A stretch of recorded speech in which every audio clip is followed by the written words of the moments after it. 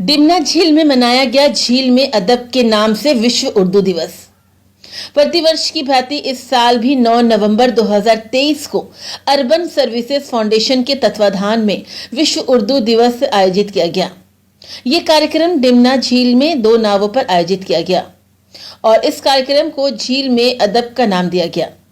कार्यक्रम की अध्यक्षता महान शायर अनवर अदीब ने की तथा मुख्य अतिथि के रूप में हिंदी के प्रसिद्ध कथाकार जयनंदन जी सम्मिलित हुए। इस कार्यक्रम में हिंदी तथा उर्दू के कथाकार डॉक्टर अख्तर आजाद को उनकी साहित्यिक सेवाओं के लिए सम्मानित किया गया। उसके बाद झील में ही एक मुशायरा आयोजित हुआ जिसमें शायरों ने अपनी गजलें पेश की। मुशायरा में जिन शायरों ने अपनी रचनाएं प्रस्तुत की उनमें प्रोफेसर अहमद बद्र, गौहर अजीज, शीला कुमारी, वलीउल्लाह वली, सद्दाम गनी, सफीउल्लाह सफ़ी, फरहान खान फरहान, शोएब अख्तर तथा सरफराज शाद के नाम प्रमुख हैं।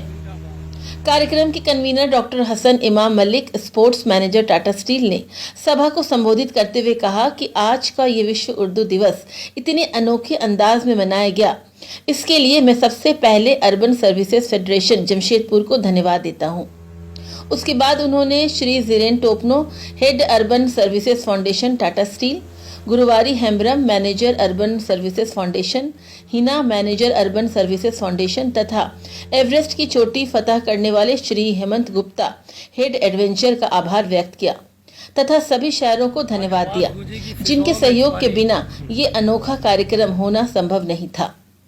इस कार्यक्रम में डॉक्टर जफर साहब, डॉक्टर जकी अख्तर, प्राध्यापक करीम सिटी कॉलेज, पूर्व डीएसपी तथा साहित्य प्रेमी श्री फौजील अहमद और सैयद साजिद परवेज की उपस्थिति विशेष रही। उर्दू डे के मौके पर अपने टापू की तरफ बढ़ रहे हैं जहाँ एक मुशायरा है उर्दू डे के मौके पर, और मुझे ऐसा लगता है कि ये अपने आप में एक बेमिसाल काम टाटा स्टील के द्वारा होने जा रहा है। ये झील में अदब और बहुत बड़े बड़े बिल्डिंगों में, 5 स्टार होटल में, 7 स्टार होटल में उर्दू अदब की महफिलें सजी, लेकिन योम उर्दू झील में पानी के बीच में उर्दू अदब का मुशायरा होने जा रहा है। इस मौके पर हम लोग कुछ अलग तरह से इस उर्दू डे को सेलिब्रेट कर रहे हैं, जिसमें हमारे साथ मुख्य रूप से डॉक्टर हसन इमाम मलिक, जो कि इंटरनेशनल हैंडबॉल के कोच है, जेडी टाटा स्पोर्ट्स कॉम्प्लेक्स में स्पोर्ट्स डिवीजन के मैनेजर है, उनके नेतृत्व में हम लोग आज डिमना लेक पहुंचे हैं और इस लेक, इस पहाड़ों की वादियों में इन तमाम लोगों के साथ हम लोग आज बोटिंग करते हुए जाएंगे और इस उर्दू डे को सेलिब्रेट करेंगे।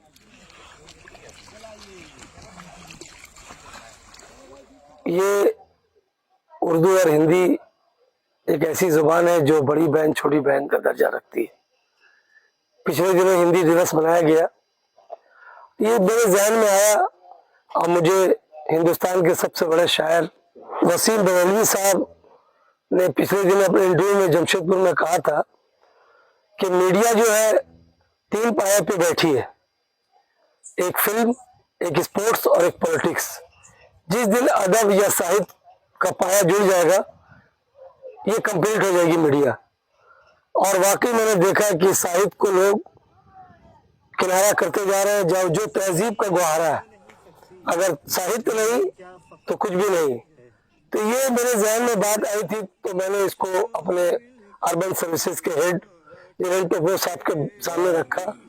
उस कमेटी में गुरुवारी हेम्ब्रम, जो मुशायरे की उर्दू मुशायरे की 10 साल से प्रोसेस ऑनर है, हिना मैम थी।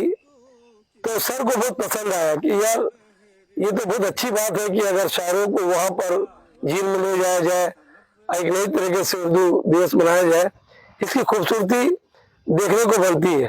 टाटा स्टील हर साल उर्दू मुशायरा, कवि सम्मेलन, कव्वाली जैसे बड़े बड़े प्रोग्राम कर रही है साहित्य को बचाने के लिए। तो हमारा जो ये टाटा स्टील स्पोर्ट्स फाउंडेशन का जो काम है CSR का, उसी का एक हिस्सा है।